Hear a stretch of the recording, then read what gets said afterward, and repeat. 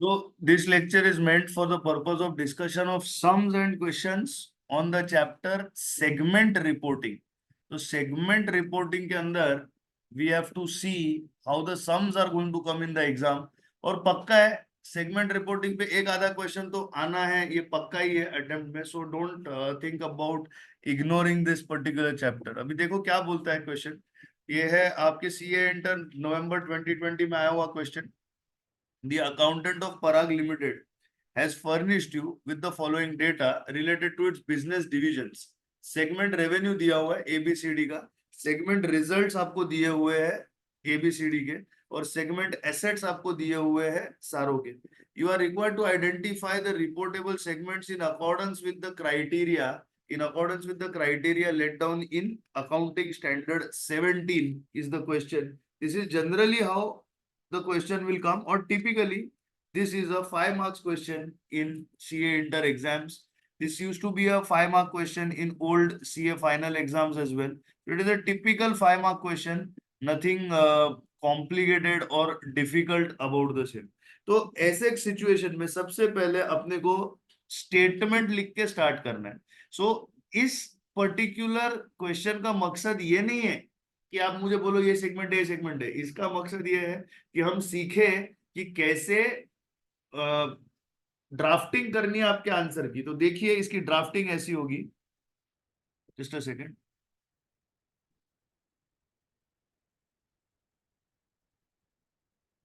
इसकी ड्राफ्टिंग ऐसी होगी. अरे रे, एक second.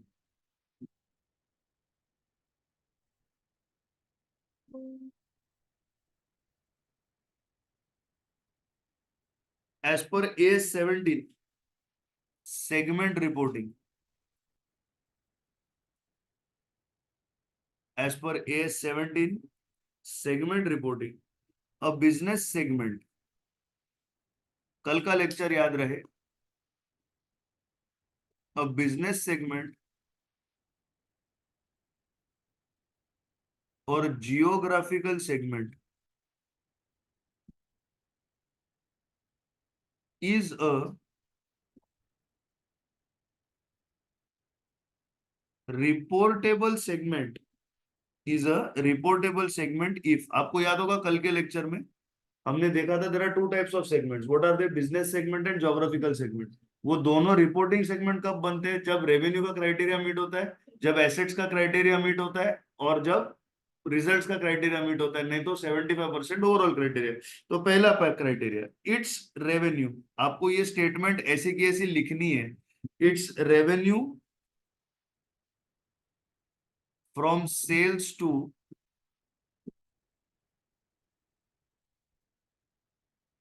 external customers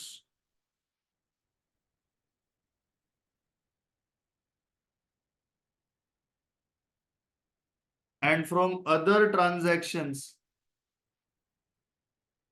with other segments is 10% or more of the total revenue dash internal and external of all segments, of all segments. ये लिखना है, स्पेसिफिकली ये लिखना है. नेक्स्ट पॉइंट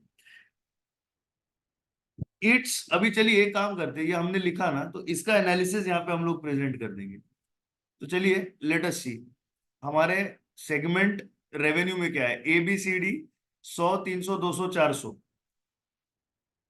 ए 100, बी 100, 300, 200 और डी का है 400.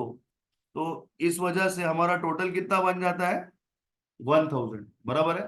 तो anything more than 10%, what is has to be anything more than 10% और more of the total revenue will be reported. बराबर है. तो यहाँ पे लिखना, और यहाँ पे लिखना 10% थ्रेशोल्ड. यहाँ पे लिखना 10% थ्रेशोल्ड अमाउंट. तो उधर कितना आएगा? 10% थ्रेशोल्ड अमाउंट आपका आएगा 100. बराबर है. तो यहाँ पे आप लिखना इम्पैक्ट. इम्पैक्ट यहाँ पे लिख दो, और इम्पैक्ट से बेटर है आप इसको ये कर दो, इजी कर दो। यहाँ पे लिख दो रिपोर्टिंग सेगमेंट, यहाँ पे लिख दो reporting segment. Okay, yes yes yes yes.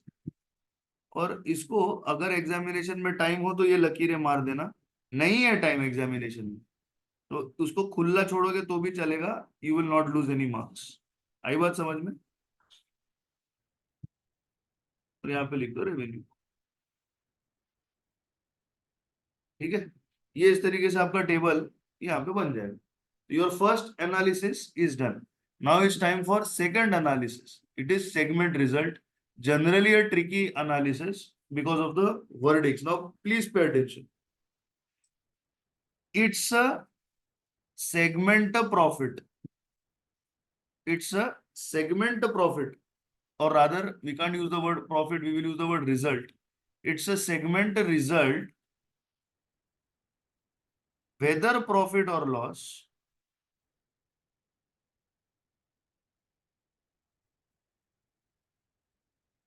is 10% or more of number one, the combined result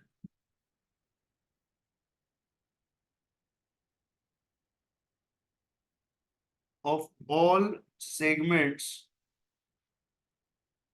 in profit, or B, the combined result of all segments in loss, whichever is greater in absolute amount, whichever is greater in absolute amount. अब मैं क्या करूंगा, I will put down all the results as I can see. तो चलिए, what all results can I see, just hold on, what all results I can see. देखिए, I have got, ऐसे नहीं लिखते सेगमेंट ए बहुत ज्यादा हो जाएगा, will just write down A, what are they, A B C D, A B C D, right? Now here I have results. A has got a profit of 45, B has got a loss of 70, C has got a profit of 80, D has got a loss of 10. Now here, combined result of all segments in profit, all segment in, now one second. How are they saying it? What is the language of the standard? That the combined result of all segment in profit. तो चलिए, सबसे पहले लिखिए number one, combined result of all segment in profit कितना है? It will be 45 plus 80. How much? 125. Second लिखिए,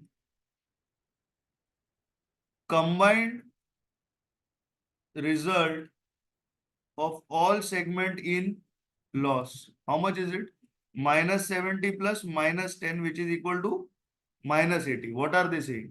If the segment result, whether profit or loss, is 10% or more of combined result of all segments in profit, 10% or more of combined result, or combined result in profit or combined result in loss. Now one second. 10 combined result of all segment in profits. Okay. Now what is this? 10% of combined result of all segment in profit. कितना आएगा? 125 multiplied by 10%. How much? 12.5. 10% of combined result of all segment in loss कितना आएगा? 80 minus 80 multiplied by 10%, which is minus 8. Whichever is greater, whichever is greater. So whichever is greater, obviously it is how much? 12.5. So what is 12.5? 12.5 is the reporting threshold. What is it? 12.5 is the reporting threshold. आ रहा है समझ में? So if you are greater than 12.5, you will become a segment. You will become a segment. अभी ये मत बोलना कि sir ये 12.5 पॉजिटिव है, वहां पे तो लॉस है तो नेगेटिव है. No, you have to take it as an absolute number. You have to take it as an absolute number. Kindly keep that much in mind. Okay, guys?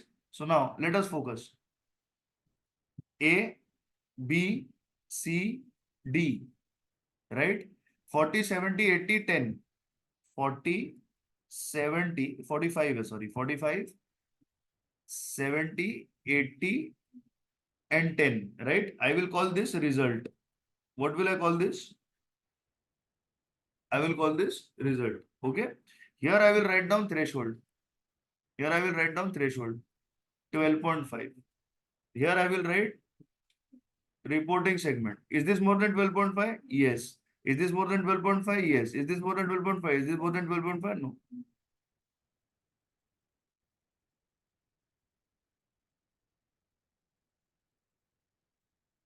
ठीक है, आई बात समझ में? Okay, this was what your criteria B. Now comes your criteria C. Now comes criteria C. Let's take a look at criteria C. Criteria C speaks of what? Criteria C speaks of your assets. Criteria C speaks of your assets. It's segment assets. Its segment assets are 10% or more of the total assets of all segments. Its segment assets are 10% or more of the total assets of all segments. Are you with me? Okay. Okay. What are we looking at for here? 39, 51, 48, 12. What are we looking at? 39, 51, 48, and 12. What are our numbers? 39, 51, 48, 12. So one second. Purposely मैं ये ink को colour code कर रहा हूँ क्योंकि मुझे आपको कुछ बताना है, तो मैं इसको ऐसे लिखता हूँ ABCD 39, 51, 48 and 12. Correct? So what is the total? 60, 150. Correct? 150. ये क्या है? Assets. So they have to be greater than how much? 15. So whether this is a reporting segment? Yes. Yes. Yes. No.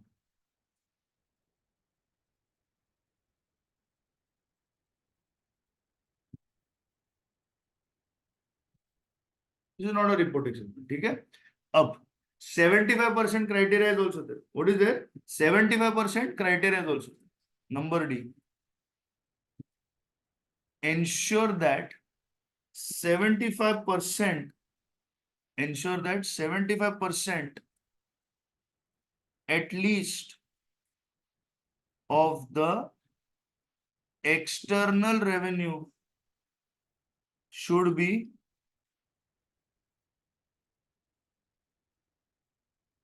reported in the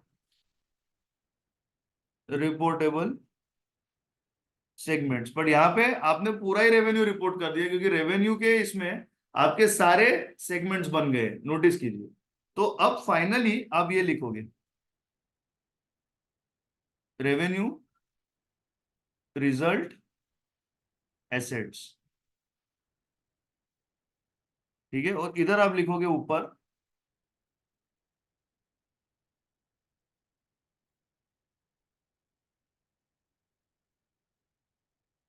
reporting segments. क्या लिखोगे ऊपर? Reporting segments. तो पहले revenue में चलो. रेवेन्यू में क्या क्या है? ABCD. बराबर है. क्या क्या है? ABCD. फिर रिजल्ट में क्या क्या है? रिजल्ट में देखिए ABC. रिजल्ट में क्या है? ABC. अब एसेट में देखिए क्या क्या है? ABC. खत्म हो गया. That's it. That's it. बराबर है. अब ये जो ब्लू इंक में लिखा है, ध्यान रहे, ये जो ब्लू इंक में लिखा है ये आपको एग्जाम्स में लिखना है. ये जो ब्लैक इंक में लिखा है एग्जाम में लिखने की जरूरत नहीं है. ये कैलकुलेशन सिर्फ आपके लिए किया है ताकि आपको समझे कि किसको सिलेक्ट करना है और किसको नहीं. फेयर आंसर, इसमें फेयर आंसर जो एग्जामिनेशन में आपको लिख के आना है, blue ink is exam, black ink is only for your understanding. But sir मैंने अगर लिखा एग्जाम में तो आपका पेपर कंप्लीट नहीं हो पाएगा, बहुत ज्यादा लिखना पड़ेगा आपको एक ही 5 मार्क के क्वेश्चन के लिए। तो इसमें आपको मेन क्या लिखना है, क्राइटेरियाज लिखने हैं। क्राइटेरिया एक बार आपने लिखे तो एग्जामिनर समझ सकता है कि ये इंटर सीए का स्टूडेंट है, इसको ऑब्वियसली किसी एक नंबर का 10% कैलकुलेट करना कोई बड़ा चैलेंज इस बच्चे के लिए नहीं है, ही कैन डू इट। आ रही है बात समझ में? तो इसलिए ये ब्लैक वाला आपके लिए एग्जामिनेशन में प्रेजेंट करने की जरूरत नहीं है। जो भी ब्लू है that is to be presented. लेकिन आप जब भी अभी लिखेंगे ये ब्लैक भी लिखेंगे, और हम दोनों जब भी अभी सम सॉल्व करेंगे, मैं ये जो आपके लिए लिख रहा हूं यहाँ पे, ये हर एक क्वेश्चन में एक टूटे हुए टेप रिकॉर्डर की तरह हम लोग हर क्वेश्चन में से लिखेंगे। क्यों? क्योंकि जितने बार मैं इसे मॉडल सॉल्यूशन में लिखता हूं उतनी बार आप आपके मॉडल सॉल्यूशन में लिखोगे, उतनी राइटिंग प्रैक्टिस आपको मिलेगी। आ रही बात समझ में? This is your first question, you have to copy this question down. तो चलो नेक्स्ट क्वेश्चन आपके सामने, क्वेश्चन नंबर 9। क्वेश्चन नंबर 9 की खासियत ये है कि ये क्वेश्चन स्पेसिफिकली एक ही क्राइटेरिया पर आपको पूछा गया है, ना कि पूरे सारे सेगमेंट्स पे। Focus, don't write anything. XYZ has 5 business segments and the profit and loss of each of the segments for the year ended 31st of March 2022 has been provided below. You are required to identify from the following whether the reportable segments or not reportable segments on the basis of the profitability test as per AS17। मतलब purely आपके result criteria पे ये चल रहा है। किस पे चल रहा है? रिजल्ट क्राइटेरिया पे ये चल रहा है। तो then again I will write now whole answer in black. I will write now whole answer in black because now whatever I am writing for this particular question, वो पूरा का पूरा आपके एग्जाम्स में आपको लिख के आना है। So don't have to worry about that. So you will write over here as per AS17 segment reporting. देखिए ये आपके माइंड में बैठ जाना चाहिए। सबसे पहले जब आप क्वेश्चन में आइडेंटिफाई करते हो कि कौन से एएस का क्वेश्चन आपसे पूछा गया है, सर AS10 का है, पीपी का क्वेश्चन है, as per AS10 property plant and equipment. Sir EPS का क्वेश्चन है, as per AS20 earning per share. Sir एमएलगमेशन का क्वेश्चन है, as per AS14 amalgamation. Sir government grant का क्वेश्चन है, as per AS12 government grant. आपको लिखना है वो उधर, पहले एग्जामिनर को दिखाओ कि मुझे समझा है कि ये कौन से स्टैंडर्ड का क्वेश्चन है। Right now as per AS17 comma अ बिजनेस सेगमेंट। अभी आपको रिवाइज कैसे करना है? कितने किस्म के सेगमेंट होते हैं AS17 में? 2 किस्म के सेगमेंट होते हैं। What are those two? A business segment or a geographical segment. A business segment or a geographical segment is a reportable segment if is a reportable segment if। अभी ये results की बात कर रहा है तो its segments results whether profit or loss.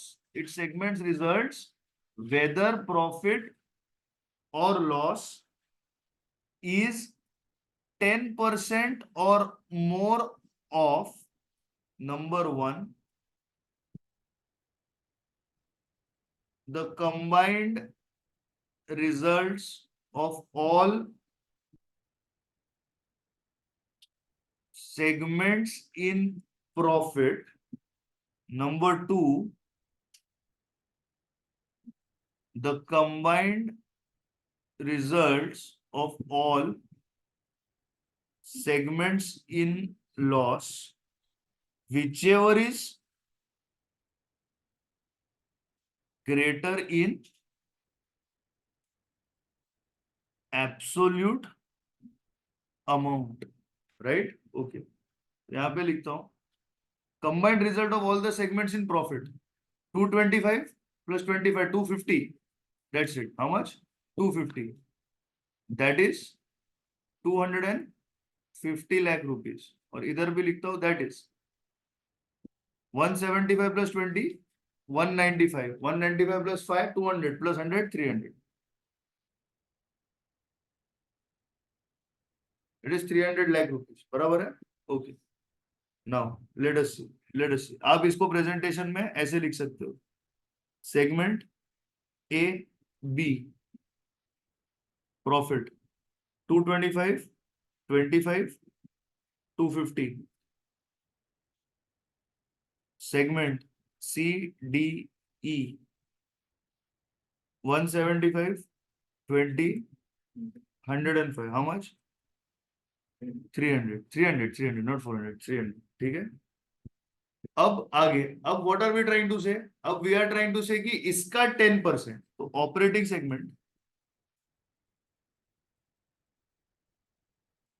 A B C D and E, अब ये क्या है, इसका absolute profit, absolute profit or loss in lakhs कितना है? 225, 25, 175, 20 और 105। सर इधर आपने नेगेटिव प्रॉफिट में नहीं लिखा, मैंने एब्सोल्यूट प्रॉफिट और लॉस लिखा, एब्सोल्यूट। मुझे अब नंबर से फर्क नहीं पड़ता। अब रिपोर्टेबल सेगमेंट कब बनेगा, ध्यान से देखिए यहाँ पे, reportable segment when exceeds 30 lakhs। देखिए यहाँ पे नोटिस कीजिए, विच एवर इज ग्रेटर। अभी फिर से एक बार देखिए, फिर से एक बार देखिए करना क्या है। सारे सेगमेंट्स जो आपके प्रॉफिट में है, पहले क्वेश्चन में जाइए, सारे सेगमेंट्स जो आपके प्रॉफिट में है पहले उसकी टोटल ले लीजिए। सर सारे सेगमेंट जो प्रॉफिट में है उसकी टोटल 250 है, वेरी गुड। अब सारे सेगमेंट जो लॉस में है उसकी टोटल ले लीजिए, सर 300 है। कैसे आई? सर ये लॉस, सर ये लॉस, सर ये लॉस, इसकी टोटल कितनी आई? सर इसकी टोटल 300 है। इसकी टोटल कितनी है? 300 है। अब इन दोनों में, इन दोनों में कौन बड़ा? 300 बड़ा। इसका कितना लेना है? 10%, मतलब कितना हो गया? 30 हो गया। अब जो भी सेगमेंट 30 से ज्यादा है, जो भी सेगमेंट 30 से ज्यादा है वो रिपोर्टेबल बनेगी। जो भी सेगमेंट कितने से ज्यादा है? 30 से ज्यादा है, वो क्या बनेगी? रिपोर्टेबल बनेगी। पहली रिपोर्टेबल है, दूसरी है, तीसरी है, चौथी है, पांचवी है, बन गई। Final answer is ready, final answer is ready. हाँ, सिर्फ ये रेड में मैंने जो लिखा है, ये जो मैंने रेड में किया है, आपको उसको कॉपी करने की जरूरत नहीं है। मैंने गलती से इधर रेड में लिख दिया, मैं इसको रब करके आपके लिए वापस से ब्लैक में लिखता हूँ। तो पहला वाला यस, दूसरा वाला नो, तीसरा वाला यस, चौथा वाला नो, पांचवा वाला यस। ध्यान रहे।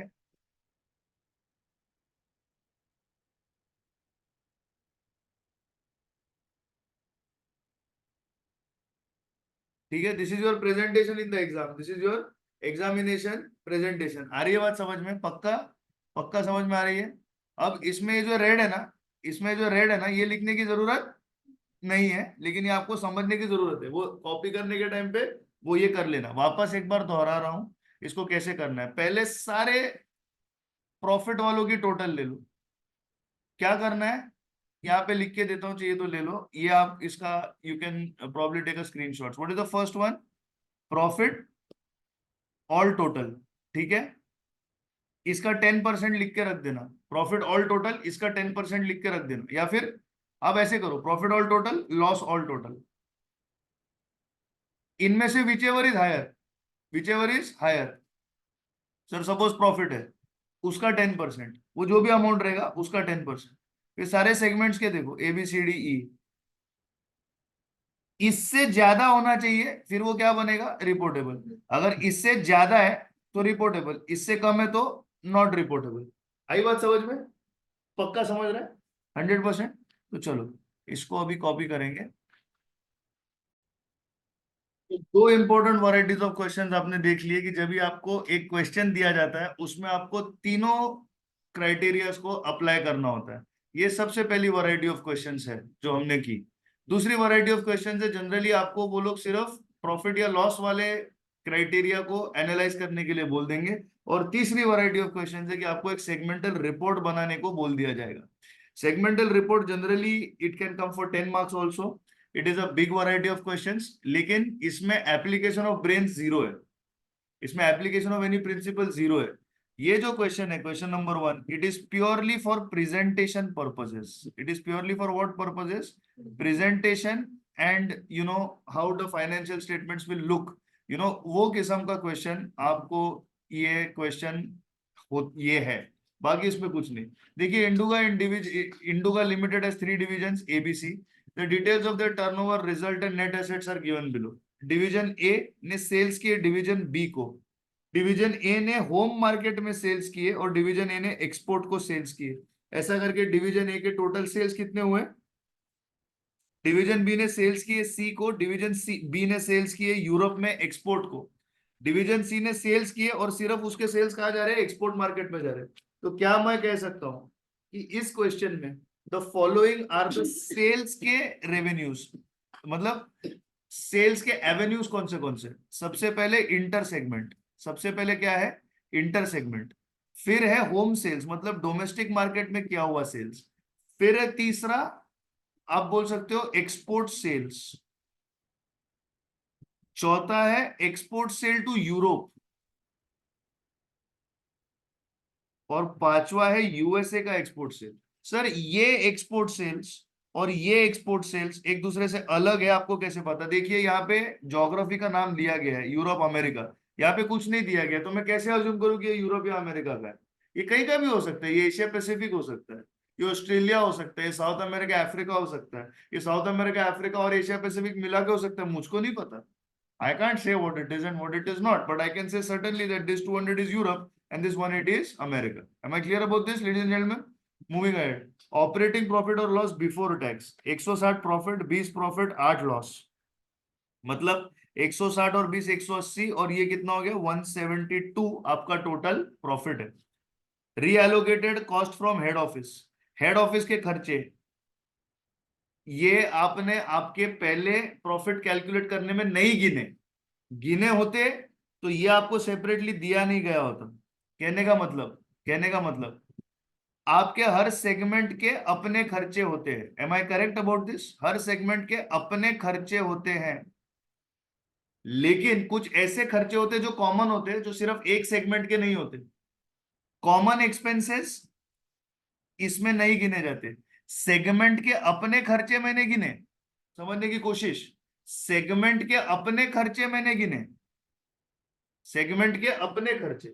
लेकिन कॉमन सेगमेंट एक्सपेंसेस, या फिर हम कह देंगे कॉमन एक्सपेंसेस, ये अभी तक इसमें नहीं गिने गए. क्या नहीं गिने गए? कॉमन एक्सपेंसेस अभी तक इसमें नहीं गिना गया. कैसे पता नहीं गिना गया? क्योंकि आपने सेगमेंट का प्रॉफिट और लॉस बोला है. सेगमेंट के प्रॉफिट और लॉस में ऑब्वियसली सिर्फ सेगमेंट के इनकम्स और एक्सपेंसेस गिने गए. पर what about common expenses? What about these expenses which are not yet considered? अभी दो ऐसे कॉमन एक्सपेंसेस मुझे दिख रहे हैं. पहला कॉमन एक्सपेंसेस क्या है? हेड ऑफिस के खर्चे. और दूसरा क्या है? इंटरेस्ट. और दूसरा क्या है? इंटरेस्ट. ये दो कॉमन खर्चे. सर, ये तो फिक्स्ड एसेट्स है. फिक्स्ड एसेट्स से मेरा कोई लेना देना नहीं. मुझे पहले इनकम स्टेटमेंट बनानी है. आगे देखिए सर, आगे हमें बोला गया है net current assets, long term liabilities, और बोलते हैं प्रिपेयर अ सेगमेंटल रिपोर्ट. और क्या बोलते हैं आगे? Prepare a segmental report. तो सर, ये बैलेंस शीट वाला आइटम है, ये बैलेंस शीट वाला आइटम है, ये बैलेंस शीट वाला आइटम है. सर, पीएनएल वाले आइटम्स तो हमारे आंखों के सामने हमें यहाँ पे दिख रहे हैं. तो sir, can we start making a segmental report? Yes, why not. So first of all, I will write over here particulars. Particulars में वो सारी चीजें आएंगी that are going to be reported. इधर मैंने मेरे सेगमेंट लिख दिए, बराबर है. अब यहां पे मैं लिखूंगा इंटर सेगमेंट एलिमिनेशन. सर, आप ये क्यों लिख रहे हो? बताता हूं, पहले मुझे लिखने दीजिए. Inter segment elimination. और फाइनली मैं क्या लिखूंगा यहाँ पे? कंसोलिडेटेड टोटल लिखूंगा. याद रखिएगा, आप एक चैप्टर सीखेंगे जिसका नाम है कंसोलिडेटेड फाइनेंशियल स्टेटमेंट्स. जल्द ही आपका वो चैप्टर चालू हो जाएगा, जो सबसे इंपॉर्टेंट चैप्टर है, कंसोलिडेटेड फाइनेंशियल स्टेटमेंट्स. माफ कीजिए, ऐसा बोलना गलत होगा कि वो सबसे इंपॉर्टेंट है. सारे चैप्टर्स इंपॉर्टेंट होते हैं, लेकिन कंसोलिडेटेड फाइनेंशियल स्टेटमेंट्स अपने आप में एक बहुत बड़ा चैप्टर है. अपने आप में स्टूडेंट्स उसे बहुत कॉम्प्लिकेटेड मानते हैं. अपने आप में it is suppose to be a very big chapter. तो उस चैप्टर में क्लियर रूल दिया गया है, जब भी आप आपके कंपनी के फाइनेंशियल स्टेटमेंट्स बनाते हो उसमें आपको वो रेवेन्यूज दिखाने हैं जो आपने बाहर से कमाए हैं, ना कि वो रेवेन्यू जो आपने अंदर ही अंदर ट्रेडिंग करके कमाए हैं। अभी आप एक यूजर ऑफ फाइनेंशियल स्टेटमेंट के एंगल से इसको देखने की कोशिश कीजिए। मैंने मेरे सब्सिडरी कंपनी को गुड्स बेचे और पैसा कमाया, एक्चुअली कितना पैसा कमाया? जीरो, क्योंकि घर का पैसा घर में घुमा। वो कंपनी मेरी है, वो मेरे ग्रुप की है, पर मैंने बाहर वाली कंपनी के साथ में बिजनेस किया। तो क्या बाहर का पैसा घर में आया? बाहर का पैसा अंदर आने को कमाई कहते हैं, लेकिन घर का पैसा घर में घूमने को कमाई नहीं कहते। It is not a income of the group. आ रही बात समझ में? तो इसी तरीके से इस कंपनी के एक सेगमेंट ने जब दूसरे सेगमेंट को गुड्स बेचे, तभी क्या उसने कमाई की? नहीं की, नहीं की। पर जब इस कंपनी के एक सेगमेंट में बाहर की मार्केट में गुड्स बेच के लाए, तो क्या उसने कमाई की? की, की। आ रहा है बात समझ में? 100%। तो चलिए, यहाँ पे सबसे पहले मैं लिखूंगा, यहाँ पे सबसे पहले मैं लिखूंगा सेगमेंट रेवेन्यू।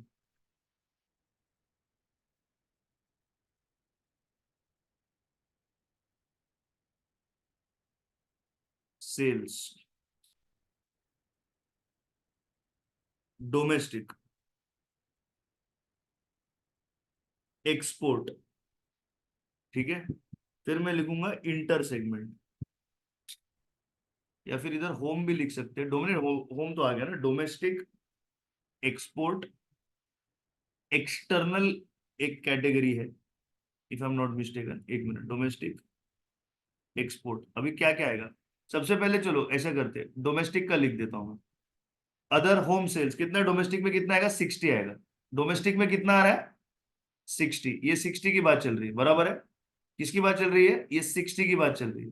तो सेल्स में डोमेस्टिक में कितना है? 60। बी में कुछ है डोमेस्टिक? नहीं है। सी में कुछ है डोमेस्टिक? नहीं है। सर वो कंसोलिडेटेड वो सब बाद में लिखते हैं। अब एक्सपोर्ट की बात करते हैं। एक्सपोर्ट ए ने कितना किया? 4090। बी ने कितना किया? 200। और सी ने कितना किया? 180। बराबर है। अब एक बात समझने की कोशिश कीजिए, अब एक बात समझने की कोशिश कीजिए। इसके बाद अभी मैंने क्या क्या रिपोर्ट किया? मैंने ये रिपोर्ट किया, ये रिपोर्ट किया, ये रिपोर्ट किया और ये रिपोर्ट किया। मतलब मैंने सारे बाहर के खर्चे रिपोर्ट किए, मतलब बाहर के एक्सपेंसेस इनकम्स रिपोर्ट किए। तो क्या मैं ये कहूं सेल्स फ्रॉम एक्सटर्नल सोर्सेस मैंने सारे के सारे रिपोर्ट किए हुए? करेक्ट। तो क्या आएगा इसका टोटल? इसका टोटल आएगा 4150, 200 एंड 180। तो क्या मैं अब कहूं inter segment sales? Inter segment sales कितने हैं? Sales to B 3050, sales to C 30। So इधर आएगा 3050, इधर आएगा 30, और इधर क्या आएगा? इधर आएगा नील। अब यहां पे देखिए, इंटर सेगमेंट एलिमिनेशन, इसमें कुछ भी नहीं, इसमें कुछ भी नहीं। Consolidated total of domestic sales 60, consolidated total of export sales 4470। Total लेना है इनका, कितना बन गया? 4470। Consolidated total sales of external market कितना आएगा? 4470 plus 60, what is your answer? 4530। अब इंटर सेगमेंट का टोटल कितना है? इंटर सेगमेंट का टोटल है 3080। क्या आप इसे रिपोर्ट करेंगे कंसोलिडेटेड में? नहीं। कंसोलिडेटेड में क्या आएगा? हमेशा याद रखिए, कंसोलिडेटेड में क्या आएगा? Only external. क्या आएगा कंसोलिडेटेड में? Only external. तो यहाँ पे ये इंटर सेगमेंट एलिमिनेट हो गया। यहाँ पे लिखा जाएगा क्या? नहीं लिखा जाएगा। तो यहाँ पे क्या आएगा? यहाँ पे नीचे में लिखूंगा टोटल रेवेन्यू। क्या लिखा जाएगा इधर? Total revenue. What is the answer? 4530। ध्यान दिया जाए, व्हाट इज द आंसर?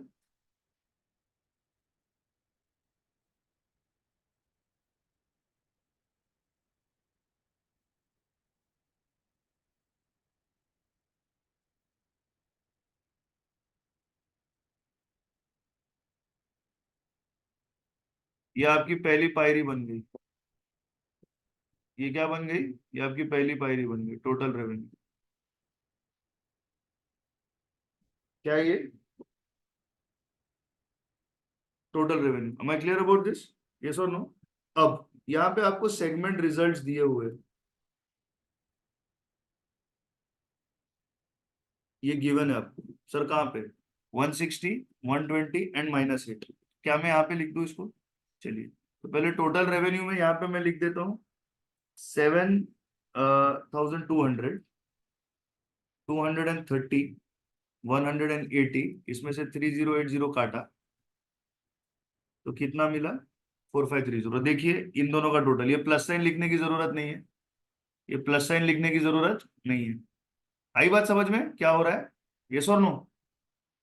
ये दोनों की टोटल ये इधर, इन दोनों की टोटल ये इधर, इन दोनों की टोटल ये इधर, बराबर है। अब आगे सेगमेंट रिजल्ट्स आपको गिवन है, कितना है? 160, 20 एंड -8।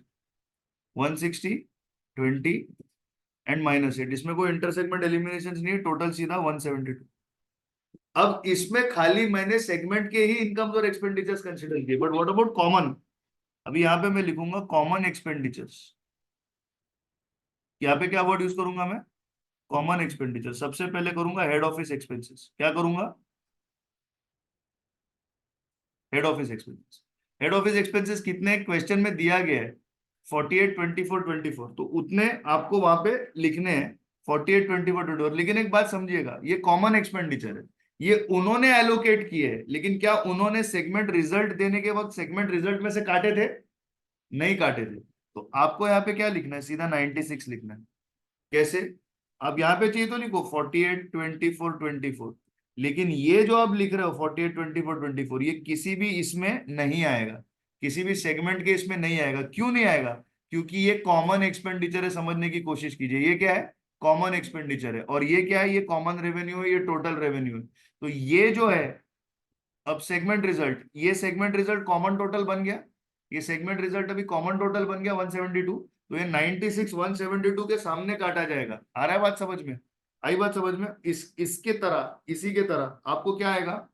अब इसको काटो, आपको क्या मिलेगा? आपको मिलेगा operating profit before interest and tax. क्या मिलेगा? Operating profit before interest and tax. Sir ये क्या कर दिया आपने? ये तो एक नया टर्म ही सीखे हम लोग ने, ये टर्म सीए फाउंडेशन में नहीं सीखा था, ये टर्म हम लोग ने सीए फाउंडेशन में नहीं सीखा था। कोई बात नहीं, अभी फिलहाल के लिए लिखो। इमीडिएटली क्वेश्चन के बाद आपको एक इनकम स्टेटमेंट का फॉर्मेट एक्सप्लेन करता हूँ, उसमें आपको ये पूरे की तरह पूरा आ जाएगा। This is the heart of your, आगे जाके फाइनेंशियल मैनेजमेंट के जो क्वेश्चंस करेंगे ना, ये पूरे के पूरे इस पर्टिकुलर कॉन्सेप्ट पे बेस्ड होने वाले हैं। अब यहाँ पे operating profit before interest and taxes, तो 172 में से 96 को हटा दीजिए, कितना बचेगा? 76। सहमत हो इससे? Less interest. Interest is a common expense. Interest कितना है? देखिए इंटरेस्ट के बारे में कुछ बोला है क्या? हर एक को एलोकेट किया है क्या? किया है। 4 और 5 9 और 1 10। कितना है इंटरेस्ट तुम्हारा? 4 और 5 और 1। तो यहाँ पे चाहिए तो आप ब्रैकेट में लिख सकते हो, जरूरत नहीं है, आपके अंडरस्टैंडिंग के लिए लिख रहा हूं। तो ये क्या हो गया? 10 इंटरेस्ट निकला। ये क्या बचा? This is operating profit before tax. What is this? This is operating profit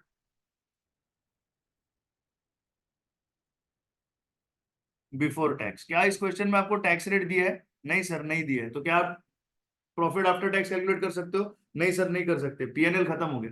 क्या हो गया? पीएनएल खत्म हो गया। क्या आपको अदर इंफॉर्मेशन दी गई है इस क्वेश्चन में? हाँ सर, काफी सारी अदर इंफॉर्मेशन दी गई है। सर पर वो अदर इंफॉर्मेशन का मैं क्या करूंगा? कोई बात नहीं, अदर इंफॉर्मेशन हेडिंग बनाइए। क्या बनाइए हेडिंग? Other information. सबसे पहले क्या आपको फिक्स्ड एसेट्स के बारे में बोला गया है? यस सर, बोला गया है फिक्स्ड एसेट्स। सर देखिए 200, 400, 120 कितने हैं सर? 200, 400, 120, 240 और 120, तो ये कितने हो गए सर? ये 360 है। सर ये 50 का मैं क्या करूं? ये 50 का मैं क्या करूं? क्या ये किसी सेगमेंट को परटेन करते हैं? नहीं, तो आप इसे यहाँ पे नहीं लिख सकते, आप इसे यहाँ पे नहीं लिख सकते। तो क्या लिखेंगे आप यहाँ पे? Fixed assets. फिक्स्ड एसेट्स कितने हैं? 240 और कितना है? 120। तो टोटल कितना आएगा? 360। टोटल कितना है? 360। सर फिक्स्ड एसेट्स हो गए। सर नेट करंट एसेट्स भी दिए हैं। सर नेट करंट एसेट्स भी दिए। हाँ, नेट करंट एसेट्स भी दिए है आपको। सर कैसे पता कि नेट करंट एसेट्स दिए? देख लीजिए यहाँ पे लिखा हुआ है 48, 120, 40, 90। इसमें से रिपोर्ट क्या करेंगे? 120, 40, 90। रिपोर्ट क्या होगा? 120, 40, 90। कितना आएगा? 120, 40 और 90 कितना है? 250। सर इसके अलावा अनएलोकेटेड सेगमेंट एसेट्स भी है सर, जो किसी भी सेगमेंट में एलोकेटेड नहीं है सर। वो फिक्स्ड में 50 है और करंट में 48 है। कितने? वो फिक्स्ड में 50 है और करंट में कितने हैं सर? तो टोटल कितने हैं? 98। 50 और 48 टोटल कितने हैं वो? 98। सर सेगमेंट लायबिलिटीज भी दी गई है सर, सेगमेंट लायबिलिटीज भी दी गई है। कहाँ दी गई है? गौर से देखिए। Long term liabilities 20, 10 and 120, 20, 10 and 120, 20, 10 and 120, 130 और कितना हो गया ये? 150। सर अनएलोकेटेड लायबिलिटीज भी दी गई है। अनएलोकेटेड लायबिलिटीज भी दी गई है सर। अनएलोकेटेड लायबिलिटीज क्या है ये देखिए। लॉन्ग टर्म लायबिलिटीज में हेड ऑफिस की कितनी? 38। कितनी? 38। तो ये अनएलोकेटेड लायबिलिटीज भी मैंने लिख दी सर। सर तो मैंने टोटल रेवेन्यू पोस्ट कर दिया। मैंने हेड ऑफिस के एक्सपेंसेस कॉमन पूल में से काट दिए। मैंने इंटरेस्ट कॉमन पूल में से काट दिया। मैंने कॉमन पूल में से ऑपरेटिंग प्रॉफिट बिफोर टैक्स खड़ा कर लिया। मैंने फिक्स्ड एसेट्स बनाए, मैंने नेट करंट एसेट्स बनाए, मैंने अनएलोकेटेड सेगमेंट एसेट्स बनाए, सेगमेंट लायबिलिटी, सब कुछ मैंने बना लिया सर। ये मैंने क्या कर दिया सर? ये मैंने ऑपरेटिंग का एक आपके सामने रिपोर्ट रख दिया। क्या रख दिया? एक ऑपरेटिंग रिपोर्ट रख दिया। बट सर मुझे ये भी पता है, ये भी पता है कि जोग्राफिकल मेरा सेगमेंट रिपोर्ट हो सकता है। तो सर यहां मैं लिखूंगा सेल्स बाय ज्योग्राफी। मैं क्या लिखूंगा? Sales by geography. सबसे पहले मैं लिखूंगा होम सेल्स। होम सेल्स मैं जानता हूं टोटल 60 की है। फिर मैं लिखूंगा एक्सपोर्ट सेल्स और इसके सामने मैं सिर्फ लिखूंगा डिवीजन ए। क्या लिखूंगा मैं? Division A. फिर मैं लिखूंगा एक्सपोर्ट टू यूरोप। फिर मैं क्या लिखूंगा? Export to Europe. फिर मैं लिखूंगा एक्सपोर्ट टू अमेरिका। ये मेरी ज्योग्राफिकल सेगमेंट्स हो गई सर। इसने आपने इसने इसके अंदर आपने इंटर सेगमेंट नहीं लिखा। नहीं लिखा क्यों? क्यों नहीं लिखा? क्योंकि वो ज्योग्राफिकल सेगमेंट नहीं है boss. Export sales of division A कितने हैं? Export sales of division A, export sales of division A 4090 है। कितने हैं? 4090 है। तो यहाँ पे क्या लिखेंगे? Export sales of division A में 4090। इसके बाद, इसके बाद एक्सपोर्ट सेल्स टू यूरोप कितने हैं? 200 है। एक्सपोर्ट सेल टू यूरोप कितने हैं? 200 है। और export sale to America, export sale to America कितने हैं? एक्सपोर्ट सेल टू अमेरिका 180 है। कितने हैं? 180 है। आ रही है बात समझ में? और टोटल कंसोलिडेटेड में कितना आएगा फिर? 4530। कितना आएगा? 4530। आई बात समझ में? 100%। This is how a segment report is to be created. Sorry, 4530। अभी मैंने आपको बोला था कि एक इनकम स्टेटमेंट का फॉर्मेट की तरह आपको कुछ बताना है, तो जरा सुन लीजिए कैसा होता है ना। ये आप अभी डिटेल में सीखेंगे, लेकिन यहाँ पे बात छिड़ी है तो आपको बता देता हूँ। जरा इसकी तरफ ध्यान दीजिएगा। क्या होता है ना, what we are looking at first is sales. बराबर है। सेल्स में से हम लोग क्या सब्ट्रैक्ट करते हैं? सीओजीएस। अपने को क्या मिलता है? Gross profit. ग्रॉस प्रॉफिट में से क्या निकलता है? ऑपरेटिंग एक्सपेंसेस, जो आप सारे पीएनएल के आइटम लिखते हो। क्या मिलता है? ये स्टेज वो होता है जिसे बोलते हैं earning before interest and tax. ये सारे आपके किसके खर्चे हैं? ये आपके आपके बिजनेस ऑपरेशंस के खर्चे। फिर यहाँ पे इंटरेस्ट कटता है। सर इंटरेस्ट मतलब क्या? यही मुझे नहीं पता। ये इंटरेस्ट ऑन बोरोड फंड है सर। ये कभी सीखेंगे, कभी समझ में आएगा। ये थोड़ा बहुत समझ में आएगा इस चैप्टर में कैश फ्लो करने में, इस सब्जेक्ट में कैश फ्लो करने में। और सर पूरा का पूरा फाइनेंशियल मैनेजमेंट इससे भरा हुआ है, इंटरेस्ट से भरा हुआ है। फिर ये काटेंगे, क्या बचेगा? Earning before tax. Earning before tax में से क्या कटता है? टैक्स। फिर क्या बचता है? Earning after tax. क्या बचता है? Earning after tax. सर इसके आगे का जो है ना, ये हम लोग AS20 में भी सीखने वाले। कहाँ सीखने वाले? AS20 में। पर अभी आप बोल रहे हो तो बोल दो। इसमें से क्या निकलेगा? इसमें से निकलेगा प्रेफरेंस डिविडेंड। क्या निकलेगा? Preference dividend. क्या बचेगा? Earning available for equity share holder. इसमें से क्या निकलेगा सर? इसमें से निकलेगा इक्विटी डिविडेंड। और क्या बचेगा सर, रिटेन्ड अर्निंग्स पर शेयर बचेगा। और ये earning available for equity share holder को हम डिवाइड करेंगे नंबर ऑफ इक्विटी शेयर से, तो क्या मिलेगा, ईपीएस मिलेगा। सर ईपीएस कितने किस्म के होते हैं, एक होता है बेसिक, एक होता है डाइल्यूटेड। सर ये क्या है, ये AS20 है। सर ये कोई आप इंट्रोडक्शन दे रहे हो क्या नया चैप्टर चालू करने से पहले, ऐसा ही समझ के चलिए, ऐसा ही समझ के चलिए, don't have to worry about it. लेकिन यहाँ जो बात छिड़ी प्रॉफिट बिफोर टैक्स EBIT, तो उसके लिए ये क्लैरिफिकेशन पहले आपको मैं दे रहा हूँ। इसी के साथ साथ जो मेन वैरायटीज ऑफ क्वेश्चन है सेगमेंट के, वो यहाँ पे खत्म हो जाते हैं। That is the end of segment reporting. बाकी सारे क्वेश्चन जो हम हमारे नोट्स में सॉल्व करने वाले, दे आर रिपीटेड वैरायटीज।